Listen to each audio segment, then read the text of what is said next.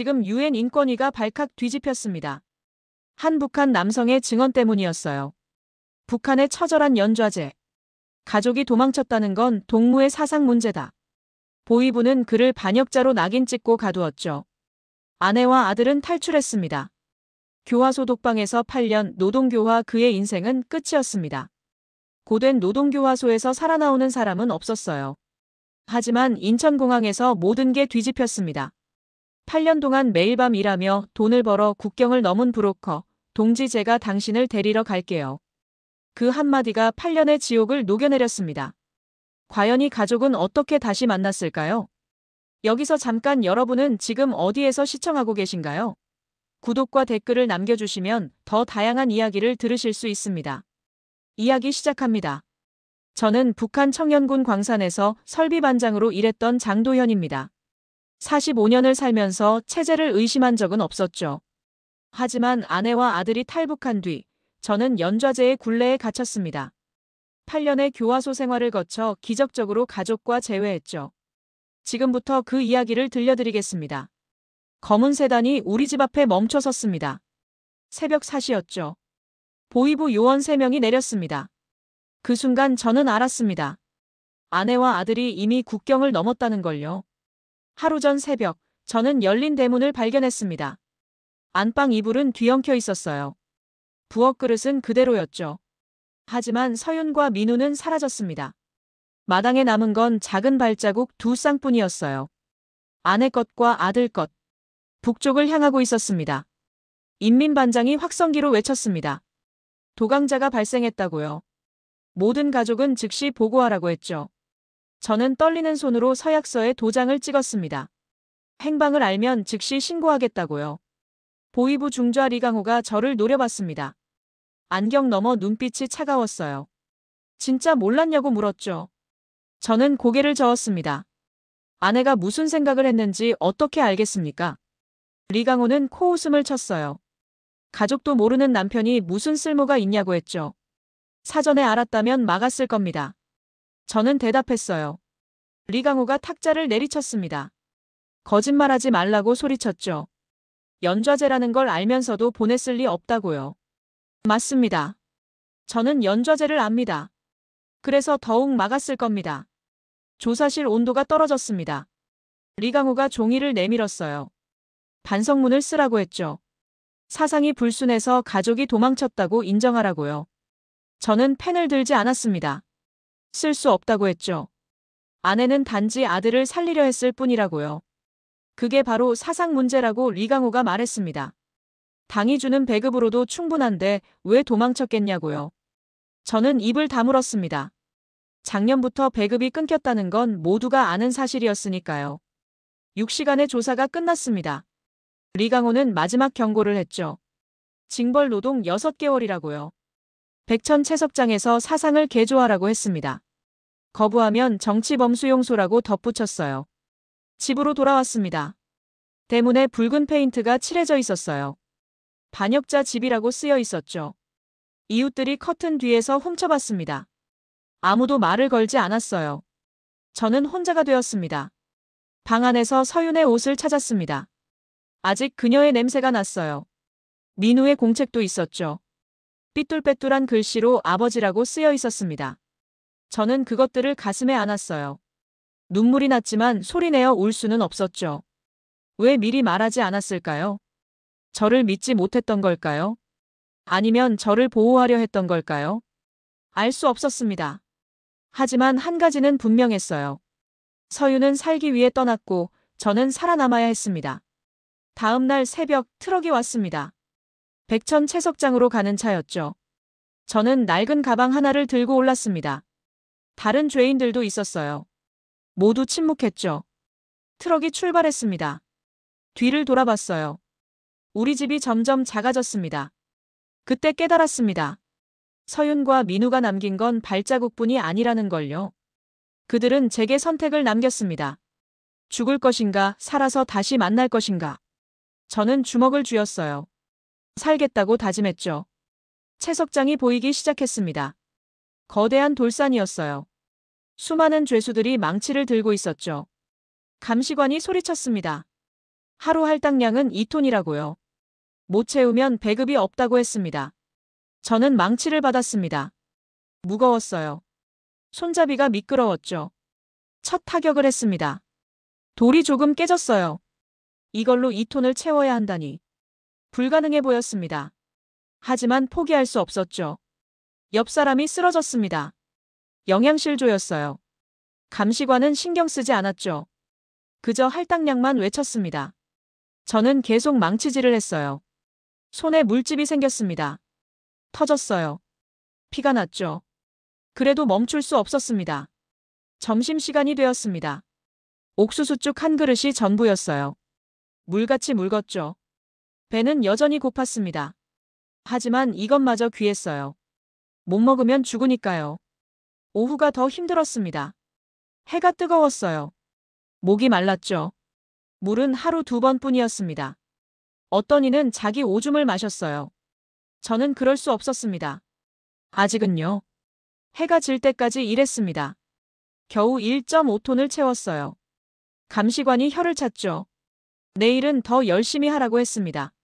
저녁 배급이 줄었어요. 벌칙이었죠. 막사로 돌아왔습니다. 차가운 바닥이었어요. 담요는 얇았죠. 옆 사람들이 기침을 했습니다. 저도 춥긴 마찬가지였어요. 하지만 버텨야 했습니다. 그날 밤 서윤의 얼굴이 떠올랐습니다. 민우의 웃음소리도 들렸어요. 환상이었죠. 하지만 위안이 되었습니다. 저는 눈을 감았어요. 내일도 살아야 한다고 되뇌었죠. 일주일이 지났습니다. 몸무게가 빠졌어요. 뼈가 앙상해졌죠. 하지만 할당량은 늘었습니다. 이제 익숙해졌다는 거였어요. 저는 더 세게 망치질을 했습니다. 살아남기 위해서요. 어느 날 면회가 왔습니다. 어머니였어요. 늙으신 얼굴이 더 초췌해 보였죠. 감자 몇 개를 숨겨오셨습니다. 감시관 몰래 건네주셨어요. 소식이 없다는 건 살아있다는 뜻이라고 속삭이셨죠. 어머니가 또 다른 소식을 전했습니다. 아궁이 뒤를 확인하라고요.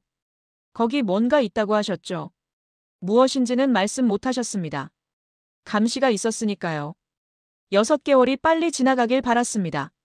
하지만 시간은 느렸어요. 매일이 고통이었죠. 그래도 견뎠습니다. 서윤과 민우를 다시 만나야 했으니까요. 드디어 징벌 노동이 끝났습니다. 저는 해골처럼 말랐어요. 하지만 살아있었죠. 그것만으로도 승리였습니다. 트럭을 타고 집으로 돌아왔어요. 집은 그대로였습니다. 붉은 페인트도 여전했죠. 저는 곧바로 아궁이로 갔어요. 뒤를 뒤졌습니다. 작은 편지가 있었어요. 중국 소인이 찍혀 있었죠. 편지를 열었습니다. 서윤의 글씨였어요. 무사히 도착했다고 적혀 있었죠. 민우도 건강하다고요. 그리고 한 줄이 더 있었습니다. 기다리겠다고요. 저는 편지를 가슴에 품었습니다. 눈물이 났어요. 이번엔 소리내어 울었죠. 살아있다는 게 이렇게 고마웠습니다. 그리고 결심했어요. 어떻게든 그들을 다시 만나겠다고요. 백천 채석장의 새벽은 영하 20도였습니다. 손가락이 얼어붙었죠. 망치를 쥐는 것조차 고통이었습니다. 하지만 일어나야 했어요. 기상 나팔이 울렸으니까요. 징벌 노동 첫날이 떠올랐습니다. 감시관이 저를 따로 불렀죠. 연좌제 대상자라고 소개했습니다. 다른 죄수들이 저를 피했어요. 전염병처럼 여겼죠. 식사줄에서도 밀려났습니다. 배식대 앞에 섰더니 취사원이 국자를 뺐어요. 반역자는 맨 뒤라고 했죠. 하루 할당량 2톤. 처음엔 불가능해 보였습니다. 큰 돌 하나가 100kg이었어요. 20개를 깨야 했죠. 아침부터 저녁까지 쉬지 않고 일해도 부족했습니다. 손바닥 가죽이 벗겨졌어요. 피가 망치 손잡이를 적셨죠. 감시관이 저울 앞에 섰습니다. 하나씩 돌을 올렸어요. 1.5톤에서 멈췄죠. 부족하다고 고함쳤습니다. 저녁 배급 없다고 선언했어요. 주변 죄수들이 혀를 찼습니다. 쓸모없는 놈 때문에 분위기 망친다고요. 배고픔은 참을 수 있었습니다. 추위도 견딜만 했죠. 하지만 고립이 가장 아팠어요. 아무도 말을 걸지 않았습니다. 눈도 마주치지 않았죠. 투명인간이 된 기분이었습니다. 3일째 되던 날 옆자리 죄수가 쓰러졌습니다. 숨을 헐떡였어요. 감시관이 확인하러 왔죠. 죽은 척하지 말라고 발로 찼습니다. 죄수가 움직이지 않았어요. 진짜 죽은 거였죠. 시체를 끌고 갔습니다. 묻지도 않았어요. 산 아래 구덩이에 던졌죠. 까마귀들이 모여들었습니다. 감시관이 우리를 둘러봤어요. 할당량 못 채우면 적골 난다고 경고했죠. 저는 더 세게 망치질했습니다. 손에서 피가 멈추지 않았어요. 옷소매로 감쌌죠. 곧 얼어붙었습니다. 딱딱해진 피가 상처를 막아줬어요. 일주일이 지났습니다. 몸무게가 5kg 빠졌죠. 광대뼈가 튀어나왔어요. 갈비뼈도 셀 수 있었습니다. 하지만 포기할 수 없었죠. 서윤과 민우의 얼굴이 떠올랐으니까요. 어느 날 점심시간 취사원이 제 국자를 가득 채웠습니다. 놀랐어요. 실수인가 싶었죠. 하지만 아니었습니다. 어머니가 면회를 오셨던 거예요. 감시관에게 뭔가를 쥐어줬나 봅니다. 어머니는 멀리서 지켜보셨습니다. 직접 만날 순 없었어요. 연좌제 가족은 접견 금지였으니까요. 하지만 눈빛은 알아봤습니다. 살아야 한다고 말씀하시는 것 같았죠. 감시관이 작은 보따리를 던졌습니다. 어머니가 남기고 간 거였어요. 감자 3개와 옥수수 가루였죠. 금보다 귀했습니다. 저는 조금씩 아껴 먹었어요. 일주일을 버틸 수 있었죠. 한 달이 지났습니다. 이제 하루 2톤을 채울 수 있었어요. 요령이 생겼죠. 큰 돌보다 작은 돌들을 모으는 게 빨랐습니다. 균열이 있는 곳을 찾아 때리면 쉽게 깨졌어요. 다른 죄수들도 조금씩 말을 걸었습니다. 똑같은 처지였으니까요. 누구는 도박으로, 누구는 밀수로 잡혀왔죠. 하지만 연좌제만큼 무거운 죄는 없었습니다. 2개월째 되던 날 열이 났습니다. 온몸이 떨렸어요. 일어설 수가 없었죠. 감시관이 꾀병이라고 소리쳤습니다. 겨우 일어섰어요. 망치가 천근처럼 무거웠죠. 그날은 1톤도 못 채웠습니다. 벌칙으로 하루 굶었어요. 열은 더 심해졌죠. 환각이 보였습니다. 서윤이 물을 건네는 것 같았어요. 손을 뻗으니 아무것도 없었죠. 3일을 그렇게 버텼습니다. 죽을 것 같았어요. 아니, 죽는 게 편할 것 같았죠. 하지만 그때마다 민우의 목소리가 들렸습니다. 아빠, 보고 싶어요. 환청이었지만 힘이 났어요. 기적적으로 열이 내렸습니다. 다시 일어섰죠. 감시관도 놀랐어요. 저런 놈이 아직 살아있다니 중얼거렸습니다. 저는 망치를 들었어요. 다시 돌을 깼죠. 3개월이 지났습니다. 이제 채석장의 베테랑이 됐어요. 신참들이 저를 따라했죠. 어떻게 하면 할당량을 채우는지 물었습니다. 저는 가르쳐줬어요. 살아남는 법을요. 하지만 가장 중요한 건 따로 있었습니다. 희망을 버리지 않는 거였죠. 매일 밤 저는 상상했어요. 서윤과 민우를 다시 만나는 날을요. 그 생각이 저를 살렸습니다. 4개월째 또 어머니가 오셨습니다. 이번엔 더 수척해 보였어요. 집에 압수수색이 있었다고 했죠. 아궁이 뒤를 확인하라고 다시 당부하셨습니다. 중요한 게 있다고요. 어머니가 가신 뒤 감시관이 불렀습니다. 당신 어머니가 뇌물을 줬다고 했어요. 하지만 이번이 마지막이라고 경고했죠. 다음엔 면회도 못 온다고요. 5개월째 되던 날 폭설이 내렸습니다. 채석장이 눈에 묻혔죠. 일을 못했어요. 하지만 쉴 수는 없었습니다. 눈을 치우라고 했으니까요. 맨손으로 눈을 퍼냈습니다. 동상에 걸렸어요. 새끼발가락이 까맣게 변했죠. 의무관이 왔습니다. 잘라야 한다고 했어요. 마취도 없었죠. 나무 막대를 물고 버텼습니다. 고통으로 기절했어요. 깨어나니 발가락이 없었죠. 그래도 다음날 일했습니다. 절뚝거리며 망치질했어요. 감시관이 혀를 찼죠. 저런 놈이 왜 안 죽냐고 했습니다. 저도 궁금했어요. 왜 안 죽는지요? 마지막 달이 됐습니다. 이제 곧 끝이었어요. 하지만 가장 힘든 때였죠. 희망이 보이니 더 견디기 어려웠습니다. 하루하루가 1년 같았어요. 드디어 마지막 날이 왔습니다. 6개월의 징벌 노동이 끝났죠. 감시관이 서류에 도장을 찍었어요. 살아서 나가는 게 용하다고 비아냥거렸습니다. 트럭에 올랐습니다. 다른 죄수들이 손을 흔들었어요. 우리는 동지가 됐으니까요. 함께 죽을 고비를 넘긴 사이였죠. 집으로 돌아가는 길이 꿈만 같았습니다. 6개월 전보다 20kg이 빠졌어요. 거울을 봤더니 다른 사람이었죠. 하지만 살아 있었습니다. 대문의 붉은 페인트는 더 짙어졌어요. 비바람에도 지워지지 않았죠. 이웃들은 여전히 피했습니다. 하지만 상관없었어요. 살아서 돌아왔으니까요. 곧장 아궁이로 갔습니다. 어머니의 말씀대로 뒤를 뒤졌어요. 벽돌 틈에 뭔가 있었죠. 조심스럽게 빼냈습니다. 작은 편지였어요. 중국 소인이 찍혀 있었습니다. 떨리는 손으로 열었죠. 서윤의 글씨가 보였어요. 눈물이 앞을 가렸습니다. 겨우 읽었죠. 여보, 우리는 무사해요. 민우도 건강합니다. 당신을 기다릴게요. 꼭 살아서 만나요. 사랑해요. 짧은 편지였습니다. 하지만 충분했어요. 살아갈 이유가 생겼으니까요. 편지를 가슴에 품었습니다. 이제 시작이었죠. 그들을 만나러 가야 했습니다. 편지를 다시 읽었습니다. 서윤의 글씨가 떨려 있었어요. 얼마나 무서웠을까요? 국경을 넘으며 얼마나 두려웠을까요? 저는 편지를 접어 옷 안쪽에 숨겼습니다. 다음 날 광산으로 복귀했습니다. 동료들이 놀란 눈으로 쳐다봤어요. 살아서 돌아올 줄 몰랐다고 했죠. 설비반장 자리는 이미 다른 사람이 차지했습니다. 저는 말단 노동자가 됐어요. 월급도 삭감됐습니다. 연좌제 대상자는 승진도 정상급여도 받을 수 없었죠. 하지만 불평할 수 없었어요. 일자리가 있다는 것만으로도 감사했으니까요. 저녁이 되면 집으로 돌아왔습니다. 텅 빈 집이 춥고 쓸쓸했어요. 서윤이 쓰던 부엌이 먼지로 덮였죠. 민우의 장난감이 구석에 뒹굴었습니다. 저는 매일 그것들을 닦았어요. 어느 날 오태식이 찾아왔습니다.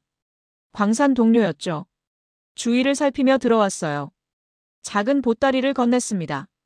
열어보니 라디오였어요. 중국에서 밀수한 거라고 했죠. 위험하다고 말렸습니다. 하지만 오태식이 고개를 저었어요. 밤 11시에 주파수를 맞춰보라고 했죠. 특별한 방송이 나온다고요. 그리고 서둘러 떠났습니다. 밤 11시가 됐습니다. 창문을 가리고 이불을 뒤집어 썼어요. 작은 소리로 라디오를 켰죠. 지직거리는 소리가 났습니다. 주파수를 돌렸어요. 갑자기 맑은 음성이 들렸죠. 자유아시아 방송이었습니다. 탈북자들의 이야기를 전하는 프로그램이었어요. 심장이 뛰었습니다. 혹시나 하는 마음으로 들었죠. 30분쯤 지났을까요? 진행자가 새로운 사연을 소개했습니다. 최근 탈북한 여성의 인터뷰라고 했어요. 목소리가 변조되어 있었지만 알아들었습니다. 서윤이었어요. 안녕하세요. 저는 작년 겨울 아들과 함께 탈북했습니다. 남편을 두고 온 게 가장 마음 아파요. 하지만 아들을 살려야 했습니다. 남편도 이해해 줄 거예요. 도현 씨, 듣고 계신가요? 꼭 오세요. 민우도 아빠를 기다려요. 라디오를 꺼야 했습니다. 눈물로 앞이 보이지 않았어요. 내 이름을 불렀습니다. 위험을 무릅쓰고요. 얼마나 간절했으면 그랬을까요? 다음 날부터 매일 밤 들었습니다. 서윤의 목소리는 다시 나오지 않았어요. 하지만 다른 탈북자들의 이야기를 들을 수 있었죠. 어떻게 탈북했는지, 어떤 경로로 갔는지, 한국 생활은 어떤지. 한 달이 지났습니다. 오태식이 다시 찾아왔어요. 표정이 심각했죠. 보이부가 불법 라디오 단속을 강화한다고 했습니다. 조심하라고 당부했어요. 하지만 멈출 수 없었습니다. 라디오는 유일한 희망이었으니까요. 더 조심스럽게 들었죠. 새벽 2시, 3시에 들었습니다. 볼륨을 최소로 줄였어요. 어느 날 방송에서 충격적인 소식을 들었습니다. 북한 당국이 탈북자 가족들을 더 강하게 처벌한다고요. 정치 범수용소로 보내는 경우도 있다고 했죠. 두려웠습니다. 하지만 동시에 결심이 섰어요. 더 늦기 전에 떠나야 했습니다. 이대로 있다가는 정말 수용소로 끌려갈 수도 있었으니까요. 오태식을 찾아갔습니다. 브로커를 아느냐고 물었어요. 오태식이 놀란 눈으로 쳐다봤죠. 정말 갈 거냐고 되물었습니다. 저는 고개를 끄덕였어요. 일주일 후 오태식이 연락을 줬습니다. 브로커를 만날 수 있다고요. 하지만 돈이 필요하다고 했죠. 중국까지만 해도 300만 원이라고 했습니다. 돈이 없었습니다. 월급은 쥐꼬리만 했고 저축도 없었어요. 어머니를 찾아갔죠. 사정을 말씀드렸습니다. 어머니는 한참을 침묵하셨어요. 며칠 후 어머니가 작은 봉투를 주셨습니다. 평생 모은 돈이라고 하셨어요. 200만 원이 있었죠. 부족했지만 어머니는 나머지는 물건으로 때우라고 하셨습니다. 집에 있는 값나갈 만한 건 다 팔았습니다. 텔레비전, 자전거, 심지어 이불까지요. 겨우 300만 원을 마련했어요. 이제 준비는 끝났습니다. 하지만 그때였습니다. 새벽 3시, 문을 두드리는 소리가 났어요. 보이부였죠. 가택수색이라고 했습니다. 심장이 멈출 것 같았어요. 보이부 요원들이 집안을 뒤졌습니다. 서랍을 열고 장롱을 뒤집었어요. 라디오를 찾는 게 분명했죠. 다행히 라디오는 마당에 묻어뒀습니다. 하지만 편지를 발견했습니다. 서윤이 보낸 편지였어요. 요원이 편지를 펼쳤죠. 중국 소인을 확인했습니다. 리강호 중좌가 씩 웃었어요.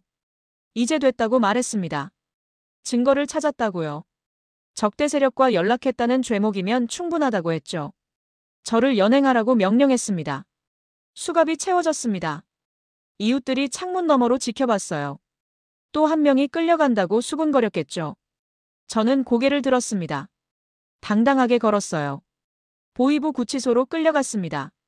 좁은 감방에 갇혔어요. 콘크리트 바닥이 차가웠죠. 하지만 이상하게 평온했습니다. 이제 시작이구나 생각했어요. 리강호가 신문실로 불렀습니다. 편지를 탁자에 던졌어요. 설명해보라고 했죠. 저는 입을 다물었습니다. 할 말이 없었어요. 주먹이 날아왔습니다. 코피가 터졌어요. 그래도 말하지 않았죠. 리강호가 더 세게 때렸습니다. 이가 부러졌어요. 피를 뱉었죠. 3시간의 구타가 이어졌습니다. 온몸이 부어올랐어요. 하지만 자백하지 않았죠.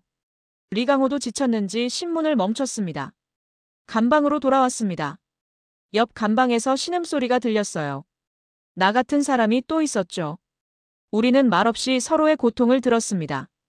다음 날도 신문이 이어졌습니다. 이번엔 전기 고문이었어요. 온몸에 전기가 흘렀죠. 근육이 수축하고 경련이 일어났습니다. 비명을 질렀어요. 그때 리강호가 제안을 했습니다. 협조하면 형을 줄여주겠다고요. 다른 불법 청취자들을 고발하라고 했죠. 라디오를 들은 사람이 또 있을 거라고요. 거절했습니다. 그러자 리강호가 으름장을 놨어요. 정치범수용소를 아느냐고 물었죠. 거기 가면 다시는 못 나온다고 했습니다. 하지만 간수 한 명이 몰래 조언을 했어요. 차라리 노동교화형을 받으라고요. 몇 년 고생하면 살아서 나올 수 있다고 했죠. 고민했습니다. 정치범수용소에 가면 정말 끝이었어요. 서윤과 민우를 영영 못 볼 거였죠. 살아남아야 했습니다. 그래야 언젠가 만날 수 있으니까요. 결국 부분적으로 협조했습니다. 라디오를 들었다고 인정했어요. 하지만 혼자였다고 주장했죠. 다른 사람은 모른다고 했습니다. 재판이 열렸습니다. 형식적이었어요. 판사는 판결문을 읽었죠. 반국가 선전물 청취죄로 노동교화형 8년이었습니다. 8년. 기가 막혔어요. 하지만 동시에 안도했죠. 정치범수용소는 면했으니까요. 8년 후면 53살입니다. 아직 희망이 있었어요. 재판장에서 나오는 길에 리강호가 제 팔을 잡았습니다. 8년이면 운이 좋은 거라고 했죠. 원래는 무기징역감이었다고요. 하지만 협조한 덕분에 감형됐다고 비웃었습니다. 교화소로 이송되는 호송차 안은 어두웠습니다. 창문이 없었어요. 다른 죄수들과 함께 쇠사슬로 묶였죠. 누군가 울고 있었습니다. 어머니를 부르는 소리였어요. 14호 교화소에 도착했습니다. 거대한 철문이 열렸죠. 안으로 들어가자 문이 닫혔어요. 무거운 쇠 부딪히는 소리가 났습니다. 8년 동안 갇힐 감옥이었죠. 신입교육이 시작됐습니다. 규칙은 단순했어요. 일하고 먹고 자는 것. 그 외에는 아무것도 허용되지 않았죠. 편지도 면회도 희망도요. 배치된 곳은 부품 공장이었습니다. 작은 금속 조각을 하루 종일 갈아야 했어요. 사포로 문지르면 미세한 가루가 날렸죠. 마스크는 없었습니다. 그냥 들이마셔야 했어요. 첫날 할당량은 500개였습니다. 손가락이 아팠어요. 관절이 붓고 굳어졌죠. 그래도 멈출 수 없었습니다. 못 채우면 독방행이었으니까요. 옆자리 재소자가 말을 걸었습니다. 김철수라고 했어요. 장사꾼으로 살다가 잡혔다고 했죠. 벌써 5년째라고 했습니다. 3년만 더 버티면 된다고요. 김철수가 요령을 가르쳐줬습니다. 힘을 빼고 리듬을 타라고요. 너무 빨리 하면 지친다고 했죠. 하루하루 버티는 게 목표라고 했습니다. 저녁 배식 시간이었습니다. 옥수수밥과 소금국이 전부였어요. 배가 고팠지만 이것도 감사했죠. 채석장보다는 나았으니까요. 취침 시간, 좁은 감방에 10명이 누웠습니다. 서로 몸이 닿을 정도로 비좁았어요. 누군가 코를 골았고 누군가는 이를 갈았죠. 잠이 오지 않았습니다. 서윤과 민우를 생각했습니다. 지금쯤 어디서 뭘 하고 있을까요? 한국에 잘 정착했을까요? 민우는 학교에 다니고 있을까요? 상상만으로도 위안이 됐어요. 한 달이 지났습니다. 몸이 적응하기 시작했어요. 하루 600개를 만들 수 있었죠. 손가락은 굳은 살로 덮였습니다. 폐에서는 쇳가루 섞인 가래가 나왔어요. 어느 날 작업 중에 김철수가 쓰러졌습니다. 심장마비였어요. 의무관이 왔지만 이미 늦었죠. 시체를 들것에 실어갔습니다. 3년만 더 버티면 됐는데요. 그의 자리에 새로운 재소자가 왔습니다. 박영철이라고 했어요. 불법 휴대폰을 팔다가 잡혔다고 했죠. 아직 20대였습니다. 눈빛이 살아있었어요. 박영철이 놀라운 이야기를 했습니다. 밖에서는 장마당이 더 커졌다고요. 사람들이 몰래 한국 드라마를 본다고 했죠. 세상이 변하고 있다고 했습니다. 희망적인 소식이었지만 동시에 아팠습니다. 저는 그 변화를 볼 수 없었으니까요. 8년 후면 세상이 얼마나 더 변해 있을까요? 6개월이 지났습니다. 교화소 생활에 완전히 적응했어요. 아침 6시 기상, 7시 작업 시작, 저녁 9시 종료. 기계처럼 반복됐죠. 하지만 밤마다 라디오 방송을 떠올렸습니다. 서윤의 목소리가 귓가에 맴돌았어요. 도현 씨, 꼭 오세요. 그 말이 저를 버티게 했죠. 1년이 지났습니다. 체중이 15kg 빠졌어요. 거울을 보니 늙은이가 됐죠. 하지만 눈빛은 여전했습니다. 아직 7년이 남았어요. 공장 감독관이 바뀌었습니다. 새 감독관은 더 엄격했어요. 할당량을 700개로 올렸죠. 재소자들이 신음했습니다. 하지만 항의할 수 없었어요. 작업 속도를 높이려고 밤잠을 줄였습니다. 새벽 4시에 일어나 연습했어요. 손가락이 부러질 것 같았지만 계속했죠. 700개를 채워야 했으니까요. 2년째 되던 날 큰 사고가 났습니다. 옆 작업장에서 폭발이 일어났어요. 가스가 새어나왔던 거죠. 5명이 죽고 10명이 다쳤습니다. 우리도 대피했습니다. 운동장에 모였어요. 죽은 사람들이 들것에 실려 나왔죠. 얼굴이 새까맣게 탔습니다. 내일은 내 차례일 수도 있었어요. 그날 밤 박영철이 탈출 계획을 속삭였습니다. 감시가 느슨한 틈을 노리자고요. 하지만 저는 고개를 저었어요. 잡히면 총살이었죠. 8년을 채우는 게 더 현실적이었습니다. 일주일 후 박영철이 사라졌습니다. 탈출을 시도한 거였어요. 다음 날 총소리가 들렸죠. 잡혔다고 들었습니다. 시체는 3일 동안 매달아뒀어요. 경고였죠. 3년이 지났습니다. 이제 절반이 남았어요. 하지만 시간은 더 느리게 갔죠. 매일이 고문 같았습니다. 그래도 포기하지 않았어요. 머릿속으로 날짜를 세웠습니다. 그날만 바라봤죠. 서윤과 민우를 만날 날만 생각했습니다. 4년째 폐렴에 걸렸습니다. 쇳가루를 너무 많이 들이마신 탓이었어요. 기침이 멈추지 않았죠. 피가 섞여 나왔습니다. 의무실에 갔지만 약이 없었습니다. 그냥 버티라고 했어요. 일주일을 앓았죠. 죽을 것 같았습니다. 하지만 또 살아났어요. 5년째 되던 해 뜻밖의 소식이 왔습니다. 김정은이 특별 사면을 발표했다고요. 일부 재소자들이 석방됐습니다. 하지만 저는 제외됐어요. 연좌제는 사면 대상이 아니었죠. 희망이 무너졌습니다. 하지만 곧 다시 일어섰어요. 원래 8년이었으니까요. 3년만 더 버티면 됩니다. 6년이 지났습니다. 이제 베테랑 재소자가 됐어요. 신입들이 저를 선배라고 불렀죠. 생존 비법을 물었습니다. 하루하루를 나누라고 조언했습니다. 8년을 통째로 생각하면 미친다고요. 오늘 하루만 생각하라고 했죠.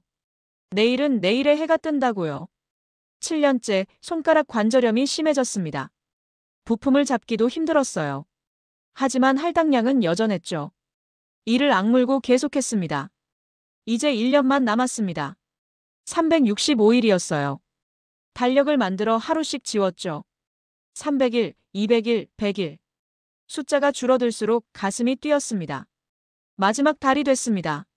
30일만 버티면 자유였어요. 하지만 그때가 가장 힘들었죠.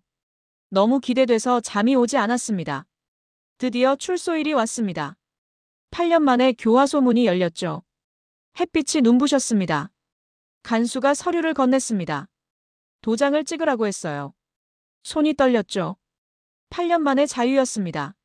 53살이 됐지만 아직 늦지 않았어요. 밖으로 나왔습니다. 세상이 낯설었어요. 건물들이 바뀌었고 사람들 옷차림도 달랐죠. 하지만 중요한 건 하나였습니다. 이제 서윤과 민우를 찾을 차례였어요. 교화소에서 나온 저는 유령 같았습니다. 8년 동안 바깥 세상은 저를 잊었죠.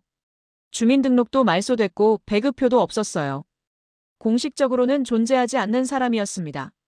광산으로 돌아갈 수 없었습니다. 전과자는 고용하지 않는다고 했어요. 건설 현장을 전전했죠. 하루 일당으로 겨우 끼니를 때웠습니다. 어머니를 찾아갔습니다.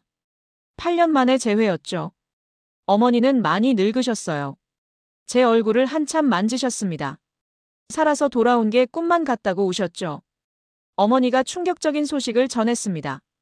오태식이 3년 전에 총살됐다고요. 불법 라디오 유통 혐의였습니다. 제가 잡힌 후 대대적인 단속이 있었다고 했죠. 죄책감이 밀려왔습니다. 나 때문에 친구가 죽었어요. 하지만 어머니가 말렸습니다. 오태식도 각오하고 도운 거라고요. 후회하지 말라고 하셨죠. 그때 어머니가 작은 쪽지를 주셨습니다.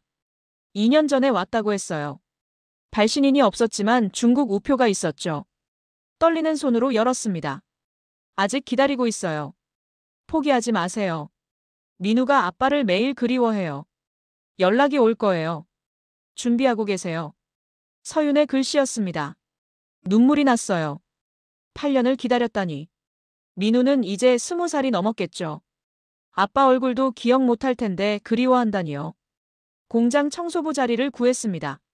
월급은 쥐꼬리만 했지만 일단 살아야 했어요. 새벽 4시에 출근해서 밤 10시까지 일했죠. 화장실을 닦고 바닥을 쓸었습니다. 감시는 여전했습니다. 보이부 요원이 일주일마다 찾아왔어요. 어디 가는지 누구를 만나는지 보고하라고 했죠. 거짓말로 때웠습니다. 6개월이 지났습니다. 어느 날 낯선 사람이 접근했어요. 시장에서 만난 아주머니였죠. 반찬을 싸게 판다고 했습니다. 따라갔어요. 좁은 골목으로 들어갔습니다. 아주머니가 뒤를 돌아봤어요. 누가 따라오나 확인하는 거였죠. 그리고 작은 쪽지를 건넸습니다. 준비되셨나요? 이번이 마지막 기회예요. 다음 주 화요일 동대문 시장 뒤편 오후 3시 검은 모자를 쓰고 오세요. 심장이 뛰었습니다. 드디어 연락이 왔어요. 서윤이 보낸 게 틀림없었죠. 하지만 동시에 두려웠습니다. 함정일 수도 있었으니까요. 일주일을 고민했습니다. 갈까 말까? 목숨을 건 선택이었어요. 하지만 이미 답은 정해져 있었죠. 8년을 기다린 기회를 놓칠 수 없었습니다. 화요일이 됐습니다. 검은 모자를 구해서 썼어요. 동대문 시장으로 갔죠. 뒤편 골목에서 기다렸습니다. 3시가 되자 한 남자가 나타났어요. 장도현 씨 맞으시죠? 따라오세요. 말이 짧았습니다. 저는 고개를 끄덕였어요. 다른 선택은 없었죠. 구불구불한 골목을 지났습니다. 낡은 집으로 들어갔어요. 안에는 또 다른 남자가 있었죠. 브로커 총책인 것 같았습니다. 늦었지만 갈 수 있습니다. 대신 가격이 올랐어요. 한국까지 1,000만 원입니다. 선불로 300만 원, 나머지는 도착 후에요. 터무니없는 금액이었습니다. 하지만 남자가 덧붙였어요. 걱정 마세요. 부인이 이미 700만 원을 보냈습니다. 나머지 300만 원만 준비하면 돼요. 서윤이 돈을 보냈다니. 8년 동안 얼마나 아껴 모았을까요? 눈물이 났지만 참았습니다. 300만 원을 어떻게 구하죠? 집에 있는 물건을 팔아도 50만 원이 전부입니다. 빚을 내도 부족해요. 어머니한테는 더 이상 부탁할 수 없었죠. 너무 많이 받았으니까요. 3일을 고민했습니다. 그러다 결심했어요. 장기를 팔기로요. 콩팥 하나면 300만 원을 받을 수 있었죠. 불법이었지만 다른 방법이 없었습니다. 브로커를 통해 연결했습니다. 중국 상인이 사겠다고 했어요. 수술은 국경 근처에서 한다고 했죠. 위험했지만 감수했습니다. 수술날이 됐습니다. 마취도 제대로 안 됐어요. 고통스러웠죠. 하지만 버텼습니다. 서윤과 민우를 만나야 했으니까요. 일주일 후 겨우 회복했습니다. 300만 원을 받았어요. 이제 돈은 준비됐죠. 브로커에게 연락했습니다. 출발 날짜를 정했어요. 10월 15일 자정. 두만강을 건너기로 했습니다. 물이 가장 얕을 때라고 했어요. 국경수비대 교대 시간이기도 했죠. 남은 일주일 동안 준비했습니다. 체력을 키웠어요. 강을 건너려면 힘이 필요했죠. 마음도 다잡았습니다. 실패하면 죽음이었으니까요. 어머니를 마지막으로 찾아갔습니다. 짐작하신 것 같았어요. 아무 말 없이 안아주셨죠. 살아서 꼭 소식 전하라고 하셨습니다. 마지막 날 밤 집을 둘러봤습니다. 45년을 살았던 고향이었어요. 다시는 못 볼 거였죠. 하지만 미련은 없었습니다. 가족이 있는 곳이 진짜 집이니까요. 자정이 가까워졌습니다. 약속 장소로 향했어요. 검문소를 피해 산길로 갔죠. 어둠 속에서 조심스럽게 움직였습니다. 브로커가 기다리고 있었습니다. 같이 갈 사람이 둘 더 있었어요. 젊은 부부였죠. 손을 꼭 잡고 있었습니다. 강가에 도착했습니다. 물소리가 들렸어요. 건너편에 중국이 있었죠. 불빛 하나 없는 어둠이었습니다. 지금부터 절대 소리 내면 안 됩니다. 20분 안에 건너야 해요. 뒤처지면 혼자 가는 겁니다. 브로커의 마지막 당부였죠. 차가운 물에 발을 담갔습니다. 10월인데도 얼음물 같았어요. 허리까지 차올랐죠. 물살이 생각보다 셌습니다. 한 발 한 발 조심스럽게 움직였습니다. 미끄러운 돌에 몇 번이나 넘어질 뻔했어요. 젊은 여자가 비명을 지를 뻔했지만 남편이 입을 막았죠. 갑자기 서치라이트가 켜졌습니다. 국경수비대였어요. 강 위를 비췄죠. 우리는 물속에 몸을 낮췄습니다. 숨이 막혔어요. 다행히 그들은 우리를 못 봤습니다. 서치라이트가 다른 곳으로 향했어요. 다시 움직였죠. 이번엔 더 빨리 갔습니다. 드디어 중국 땅에 발을 디뎠습니다. 하지만 안심할 수 없었어요. 중국 공안도 위험했으니까요. 재빨리 숲속으로 들어갔죠. 10km를 걸었습니다. 동이 트기 시작했어요. 작은 마을이 보였죠. 브로커가 안내한 집으로 들어갔습니다. 조선족 할머니가 맞아줬습니다. 따뜻한 국을 내왔어요. 8년 만에 제대로 된 식사였죠. 눈물이 났지만 꼭 참았습니다. 이제 시작이었습니다. 중국을 거쳐 제3국으로 그리고 한국으로 가야 했어요. 갈 길이 멀었죠. 하지만 희망이 있었습니다. 서윤과 민우가 기다리고 있으니까요. 조선족 할머니 집에서 이틀을 숨어 있었습니다. 중국 신분증을 만들어야 했어요. 가짜지만 검문을 통과하려면 필요했죠. 사진을 찍고 지문을 날인했습니다. 브로커가 새로운 지시를 했습니다. 연길까지 기차로 가야 한다고요.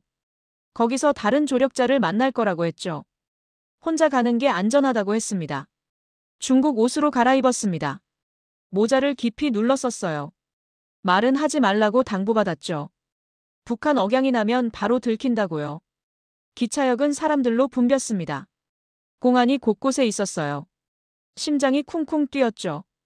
표를 사고 플랫폼으로 갔습니다. 다리가 떨렸어요. 기차에 올랐습니다. 맞은편에 중국 아주머니가 앉았어요. 말을 걸었지만 못 들은 척했죠. 창밖만 바라봤습니다. 연길까지 6시간이 걸렸습니다. 한 번 검문이 있었어요. 공안이 신분증을 확인했죠. 손에 땀이 났습니다.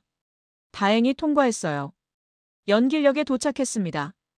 약속한 찻집을 찾았어요. 구석자리에 중년 남자가 있었죠. 암호를 말하니 고개를 끄덕였습니다. 여기서 하루 더 기다려야 합니다. 베트남 국경까지 가는 버스가 내일 출발해요. 2박 3일 걸립니다. 힘드실 거예요. 숙소로 안내받았습니다. 지하실이었어요. 탈북자 5명이 더 있었죠. 모두 긴장한 얼굴이었습니다. 서로 말도 안 했어요.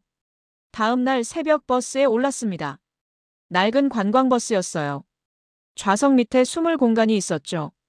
검문소를 지날 때 써야 한다고 했습니다. 버스가 출발했습니다.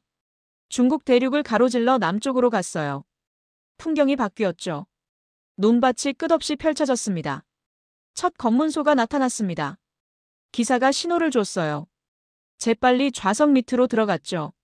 숨을 참았습니다. 공안의 발소리가 들렸어요. 30분이 지나서야 나올 수 있었습니다. 온몸이 쑤셨어요. 하지만 무사히 통과했죠. 안도의 한숨이 나왔습니다. 이틀째 밤 국경 근처에 도착했습니다. 버스에서 내렸어요. 여기부터는 걸어가야 했죠. 산길이 험했습니다. 가이드가 앞장섰습니다. 랜턴 불빛만 의지했어요. 미끄러운 바위를 올랐죠. 뱀이 나타날까봐 무서웠습니다. 새벽 4시 드디어 국경을 넘었습니다. 베트남이었어요. 하지만 안심하긴 일렀죠. 베트남 경찰도 탈북자를 잡으면 중국으로 보냈으니까요. 오토바이가 기다리고 있었습니다. 2명씩 나눠 탔어요. 울퉁불퉁한 산길을 달렸죠. 엉덩이가 아팠지만 참았습니다. 하노이 외곽의 안전가옥에 도착했습니다. 한국 선교사가 운영하는 곳이었어요. 따뜻한 밥과 김치를 줬죠. 고향 음식 같았습니다. 일주일을 더 기다려야 했습니다. 라오스를 거쳐 태국으로 가는 루트였어요. 서류를 준비하는 시간이 필요했죠. 매일 같은 생활이었습니다. 숨어서 먹고 자는 것. 밖에 나갈 수 없었어요. 답답했지만 자유를 위한 대가였죠. 드디어 출발일이 됐습니다. 이번엔 봉고차였어요. 8명이 빽빽이 탔죠. 창문은 검은 필름으로 가려져 있었습니다. 라오스 국경을 넘었습니다. 검문이 느슨했어요. 뇌물이 오갔나 봅니다. 순조로웠죠. 희망이 커졌습니다. 메콩강을 건넜습니다. 작은 배였어요. 물살이 거셌죠. 배가 흔들릴 때마다 무서웠습니다. 수영을 못하니까요. 태국에 도착했습니다. 여기서부터는 합법적이었어요. 유엔 난민기구에 가서 난민 신청을 했죠. 한국행을 요청했습니다. 심사를 기다리는 동안 임시 숙소에 머물렀습니다. 다른 탈북자들도 많았어요. 모두 같은 꿈을 안고 있었죠. 한국에서 새 삶을 시작하는 꿈을요. 한 달이 지났습니다. 드디어 한국행이 확정됐어요. 비행기표를 받았죠. 인천공항행이었습니다. 손이 떨렸어요. 공항으로 가는 길 서윤과 민우를 생각했습니다. 이제 정말 만날 수 있어요. 8년 만의 재회였죠. 어떤 모습일까요? 날 알아볼까요? 방콕 공항에 도착했습니다. 거대했어요. 처음 보는 광경이었죠. 에스컬레이터도 신기했습니다. 시골 사람 같았어요. 탑승 수속을 했습니다. 여권은 임시 여행 증명서였어요. 대한민국이라고 적혀 있었죠. 가슴이 뭉클했습니다. 보안 검색대를 통과했습니다. 대기실에서 기다렸어요. 전광판을 봤죠. 인천행 오지 742편. 탑승 시작이라고 떴습니다. 비행기에 올랐습니다. 좌석이 푹신했어요. 승무원이 미소 지었죠. 한국말로 인사했습니다. 어서 오십시오. 눈물이 날 뻔했어요. 안전벨트를 맸습니다. 비행기가 움직이기 시작했어요. 활주로를 달렸죠. 속도가 붙었습니다. 그리고 하늘로 올랐어요. 구름 위를 날았습니다. 믿기지 않았어요. 정말 한국으로 가는 거였죠. 8년의 기다림이 끝나가고 있었습니다. 4시간 30분의 비행이었습니다. 기내식도 나왔어요. 맛있었지만 먹기 힘들었죠. 너무 떨렸으니까요. 기장 안내방송이 나왔습니다. 곧 인천공항에 착륙한다고요. 창밖을 봤어요. 불빛이 가득했죠. 대한민국이었습니다. 비행기가 착륙했습니다. 사람들이 일어났어요. 저는 잠시 앉아 있었죠. 꿈인가 싶었습니다. 정말 도착한 건가요? 입국 심사대로 갔습니다. 탈북자 전용 창구가 있었어요. 직원이 친절했죠. 서류를 확인하고 도장을 찍었습니다. 수화물을 찾고 밖으로 나왔습니다. 도착 로비였어요. 사람들이 가득했죠. 환영 플래카드를 든 사람들도 있었습니다. 그때였습니다. 저 멀리서 손을 흔드는 사람이 보였어요. 서윤이었죠. 옆에는 키 큰 청년이 있었습니다. 민우였어요. 발걸음이 빨라졌습니다. 뛰었어요. 서윤도 뛰어왔죠. 포옹했습니다. 8년 만이었어요. 서로 울었습니다. 말이 나오지 않았어요. 민우가 다가왔습니다. 아버지. 낮은 목소리로 불렀어요. 어른이 된 아들이었죠. 품에 안았습니다. 미안하다고 속삭였어요. 우리는 한참을 울었습니다. 주변 사람들도 눈시울이 붉어졌어요. 누군가 박수를 쳤죠. 다들 따라 박수쳤습니다. 서윤이 말했습니다. 많이 기다렸어요. 이제 우리 다시 시작해요. 저는 고개를 끄덕였죠. 그래, 이제 시작이야. 공항을 나왔습니다. 서울로 가는 버스를 탔어요. 창밖으로 한국의 밤거리가 보였죠. 네온 사인이 환했습니다. 자유의 빛이었어요. 서울의 첫날 아침이 밝았습니다. 서윤이 마련한 작은 원룸이었어요. 비좁았지만 천국 같았죠. 창문으로 햇빛이 들어왔습니다. 자유로운 햇빛이었어요. 민우가 아침을 준비했습니다. 계란 프라이와 토스트였어요. 커피 향이 났죠. 북한에선 상상도 못한 사치였습니다. 한 입 베어 물었더니 눈물이 났어요. 서윤이 8년의 이야기를 들려줬습니다. 국경을 넘던 날 밤을 잊을 수 없다고 했어요. 민우가 너무 무서워했다고요. 엄마, 아빠는 언제 와요?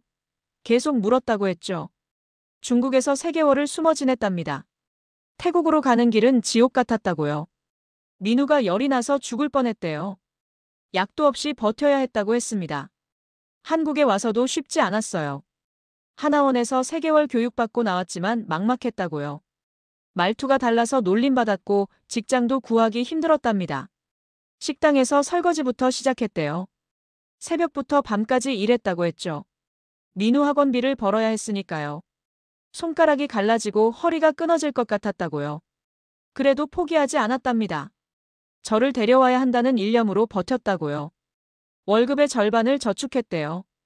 5년 만에 500만 원을 모았고 대출까지 받아서 700만 원을 만들었다고 했습니다. 민우는 이제 대학생이 됐어요. 컴퓨터 공학을 전공한대요. 성적도 좋다고 자랑했죠. 장학금도 받는다고요. 대견했습니다. 내 아들이 맞나 싶었어요. 정착 교육을 받아야 했습니다. 하나원이라는 곳이었어요. 3개월 동안 한국 사회를 배우는 곳이었죠. 다른 탈북자들과 함께 생활했습니다. 은행 사용법부터 배웠습니다. 현금카드가 뭔지도 몰랐어요. 지하철 타는 법도 배웠죠. 교통카드라는 게 신기했습니다. 가장 어려운 건 말이었어요. 외래어가 너무 많았죠. 컴퓨터, 스마트폰, 인터넷. 하나도 모르는 단어였습니다. 영어 공부부터 해야 했어요. 직업 교육도 받았습니다. 나이가 많아서 선택지가 적었어요. 경비원이나 청소부 정도였죠. 하지만 불평하지 않았습니다. 뭐든 할 수 있었어요. 3개월이 지나고 수료식이 있었습니다. 정착금 800만 원을 받았어요. 임대 아파트도 배정받았죠. 인천의 작은 아파트였습니다. 서윤과 민우가 마중 나왔습니다. 새 집으로 갔어요. 15평짜리 작은 곳이었지만 우리 집이었죠. 처음으로 가족이 함께 사는 집이었습니다. 첫 주말 마트에 갔습니다. 물건이 넘쳐났어요. 과일도 가득했고 고기도 많았죠. 원하는 걸 살 수 있다는 게 믿기지 않았습니다. 계산대에서 당황했어요. 바코드라는 걸 찍더군요. 가격이 자동으로 나왔습니다. 카드로 결제했어요. 현금 없이도 살 수 있다니 신기했죠. 병원에도 갔습니다. 건강검진을 받았어요.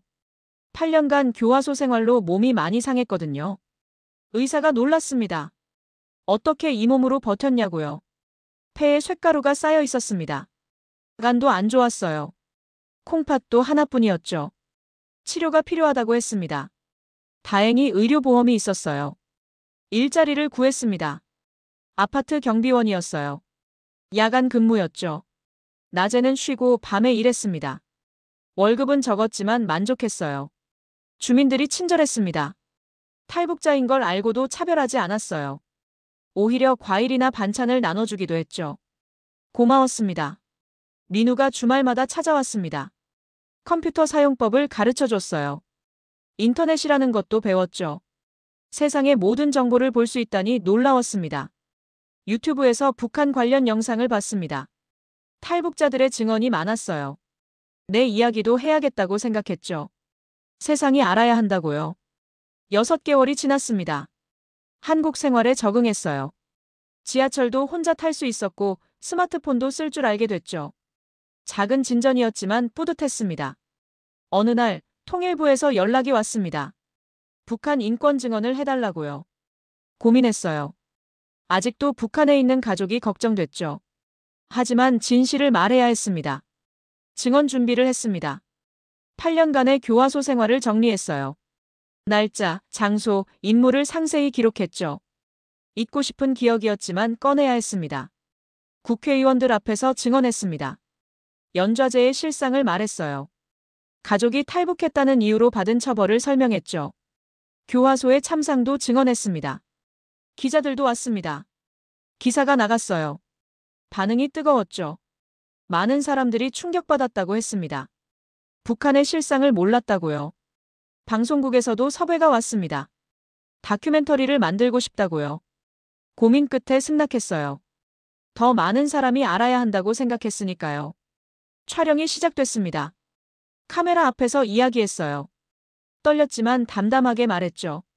진실을 왜곡하지 않으려 노력했습니다. 방송이 나간 후 반응이 폭발적이었어요. 시청률이 높았다고 했죠. 댓글도 수천 개가 달렸습니다. 대부분 응원하는 내용이었어요. 강연 요청도 들어왔습니다. 대학교, 교회, 시민단체에서요. 처음엔 거절했어요. 말주변이 없었으니까요. 하지만 서윤이 용기를 줬습니다. 첫 강연은 대학교에서 했어요. 200명의 학생 앞이었죠. 다리가 후들거렸습니다. 하지만 시작하니 자연스러웠어요. 내 이야기였으니까요. 학생들의 질문이 쏟아졌습니다. 북한의 실상이 정말이냐고요. 왜 진작 탈북하지 않았냐고도 물었죠. 성의껏 대답했습니다. 강연이 끝나고 한 학생이 다가왔어요. 자기도 탈북자 2세라고 했죠. 부모님 이야기를 들으며 자랐다고요. 용기를 줘서 고맙다고 했습니다. 1년이 지났습니다. 이제 완전히 정착했어요. 정규직 일자리도 구했죠. 건물관리 매니저였습니다. 월급도 늘었어요. 저축도 시작했습니다. 언젠가 북한이 열리면 고향에 가고 싶었어요.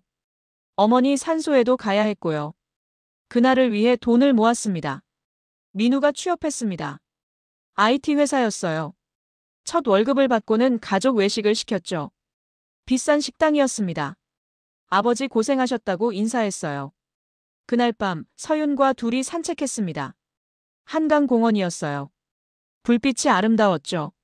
서윤이 말했습니다. 이제 정말 끝이라고. 우리가 해냈다고요. 하지만 끝이 아니었습니다. 시작이었죠. 자유로운 삶의 시작이었고 새로운 사명의 시작이었어요. 북한의 진실을 알리는 일 말입니다. UN 인권이사회에서 연락이 왔습니다. 제네바에서 열리는 북한 인권특별회의에 증언자로 초청한다고요. 국제무대였습니다. 떨렸지만 가야 했죠. 비행기를 타고 스위스로 갔습니다. 평생 2번째 비행이었어요. 이번엔 대한민국 여권을 들고 갔죠. 자유인의 여권이었습니다. 제네바의 UN 본부는 거대했습니다. 각국 대표들이 모여 있었어요. 동시통역 이어폰을 받았죠. 내 말이 6개 국어로 번역된다고 했습니다. 증언 순서가 왔습니다. 단상에 올랐어요. 마이크 앞에 앉았죠. 심장이 터질 것 같았습니다. 하지만 차분히 시작했어요. 저는 북한의 연좌제 피해자 장도연입니다. 아내와 아들이 탈북했다는 이유로 8년간 교화소에 갇혔습니다. 오늘 그 실상을 증언하러 왔습니다. 회의장이 조용해졌습니다. 모두가 제 말에 집중했어요. 저는 천천히 이야기했죠. 징벌 노동, 교화소, 고문, 굶주림. 하나하나 설명했습니다. 가장 힘들었던 건 가족에 대한 그리움이었습니다. 매일 밤 아내와 아들을 생각했어요. 살아서 만나야 한다는 일념으로 버텼습니다. 인간의 기본권조차 부정하는 체제였어요. 증언을 마치자 박수가 터졌습니다. 몇몇 대표는 눈물을 닦았어요. 의장이 말했죠. 용기 있는 증언에 감사하다고. 꼭 변화를 만들겠다고요. 휴식 시간에 각국 대표들이 다가왔습니다. 더 자세한 이야기를 듣고 싶다고 했어요. 명함을 주며 연락하자고 했죠. 언론사 기자들도 인터뷰를 요청했습니다. 한국으로 돌아온 후 일상이 바뀌었습니다. 인권단체들이 연락했어요. 강연을 요청했고 책을 써보라고도 했죠. 갑자기 유명인이 된 기분이었습니다. 라디오 프로그램에 고정 출연하게 됐습니다. 자유아시아 방송이었어요. 매주 목요일 밤 북한 주민들에게 메시지를 전했죠. 제 목소리가 고향에 닿기를 바랐습니다. 여러분, 포기하지 마세요. 살아있어 주세요. 언젠가 우리가 다시 만날 날이 올 겁니다. 자유는 기다리는 자에게 옵니다. 희망의 끈을 놓지 마세요. 방송을 들었다는 탈북자들을 만났습니다. 교화소에 있을 때 몰래 들었다고요. 힘이 됐다고 했어요. 덕분에 버틸 수 있었다고 감사 인사를 했습니다. 민우가 결혼했습니다. 같은 회사 동료였어요. 착한 아가씨였죠. 결혼식장에서 축사를 했습니다. 목이 메었어요. 아들아, 내가 이렇게 어른이 되다니. 아빠가 없는 8년을 잘 견뎌줘서 고맙다. 이제 행복하게 살아라. 자유로운 이 땅에서 꿈을 펼쳐라. 손자가 태어났습니다. 민준이라고 이름 지었어요. 처음 안았을 때 눈물이 났죠. 이 아이는 자유롭게 태어났어요. 연좌제도 감시도 없는 세상에서요. 통일부 자문위원이 됐습니다. 탈북자 정착 지원 정책을 조언하는 일이었어요. 제 경험이 도움이 된다니 보람찼죠. 후배 탈북자들을 위해 일했습니다. 탈북자 쉼터를 방문했습니다. 갓 도착한 사람들이었어요. 불안해하는 눈빛이 옛날 제 모습 같았죠. 다가가서 말했습니다. 걱정 마세요. 다 잘 될 겁니다. 어느 날 놀라운 연락을 받았습니다. 고향 친구 박철수가 탈북했다는 거였어요. 하나원에 있다고 했죠. 달려갔습니다. 20년 만에 재회였어요. 철수가 전해준 소식은 충격적이었습니다. 어머니가 3년 전에 돌아가셨다고요. 제 이야기를 끝까지 숨기고 가셨대요. 마지막까지 아들을 보호하신 거였죠. 슬펐지만 이해했습니다. 어머니의 선택이었어요. 덕분에 다른 가족들은 무사했으니까요. 언젠가 가서 성묘하겠다고 다짐했습니다. 책을 출간했습니다. 8년의 기다림이라는 제목이었어요. 제 이야기를 담았죠. 베스트셀러가 됐습니다. 인쇄는 모두 탈북자 지원단체에 기부했어요. 전국을 돌며 강연했습니다. 중학교, 고등학교, 대학교, 기업체. 어디든 불러주면 갔어요. 특히 청소년들에게 자유의 소중함을 알려주고 싶었죠. 한 고등학생이 질문했습니다. 아저씨는 북한이 그리우신가요? 잠시 생각했어요. 그리고 대답했죠. 네, 그립습니다. 하지만 그리운 건 독재체제가 아니라 그곳의 사람들입니다. 5년이 흘렀습니다. 이제 60이 됐어요. 정년 퇴직했지만 더 바빠졌죠. 풀타임 인권운동가가 됐으니까요. 매일 어딘가에서 증언하고 강연했습니다. 서윤과 세계여행을 갔습니다. 처음으로 여유가 생겼어요. 파리, 런던, 뉴욕을 돌았죠. 자유롭게 국경을 넘는 게 아직도 신기했습니다. 민준이가 초등학교에 들어갔습니다. 할아버지 이야기를 학교에서 자랑한대요. 우리 할아버지는 영웅이라고. 부끄러웠지만 뿌듯했습니다. 어느 날 특별한 제안을 받았습니다. 다큐멘터리 영화를 만들자고요. 헐리우드 감독이었어요. 제 이야기가 세계인의 가슴을 울릴 거라고 했죠. 1년간 촬영했습니다. 한국, 중국 국경, 태국, 제네바까지. 제 탈출 경로를 따라갔어요. 당시를 재현하니 아직도 생생했습니다. 영화가 완성됐습니다. 칸 영화제에 초청됐어요. 레드카펫을 밟았죠. 플래시가 터졌습니다. 북한 광산 노동자가 이런 자리에 서다니요. 상영이 끝나자 기립박수가 10분간 이어졌습니다. 관객들이 울고 있었어요. 심사위원 대상을 받았죠. 수상 소감을 말했습니다. 이 상은 제 것이 아닙니다. 아직도 북한에 갇혀 있는 2,500만 명의 것입니다. 그들도 언젠가 자유를 맛보길 간절히 바랍니다. 포기하지 마세요. 우리가 있습니다. 무대에서 내려오며 어머니 사진을 꺼냈습니다. 속으로 말했어요. 어머니, 보고 계신가요? 아들이 여기까지 왔습니다. 당신의 희생이 헛되지 않았어요. 한국으로 돌아온 후 더 큰 일이 기다리고 있었습니다. 대통령이 통일자문위원으로 임명했어요. 통일을 준비하는 일이었죠. 꿈만 같았습니다. 첫 회의에서 발언했습니다. 통일은 체제의 통합이 아니라 사람의 통합입니다. 마음의 장벽을 먼저 허물어야 합니다. 서로를 이해하고 용서하는 것부터 시작해야 합니다. 매주 금요일 밤 11시 라디오 앞에 앉습니다. 북으로 전파를 보내죠. 같은 시간 누군가는 숨어서 듣고 있을 겁니다. 8년 전 제가 그랬듯이요. 동포 여러분, 장도현입니다. 오늘도 살아계신가요? 포기하지 마세요. 봄은 반드시 옵니다. 그날까지 버티세요. 우리가 여러분을 기다립니다. 자유의 땅에서 만날 그날까지. 감동적인 탈북 스토리 잘 들어보셨나요? 좋아요와 구독으로 응원해주세요.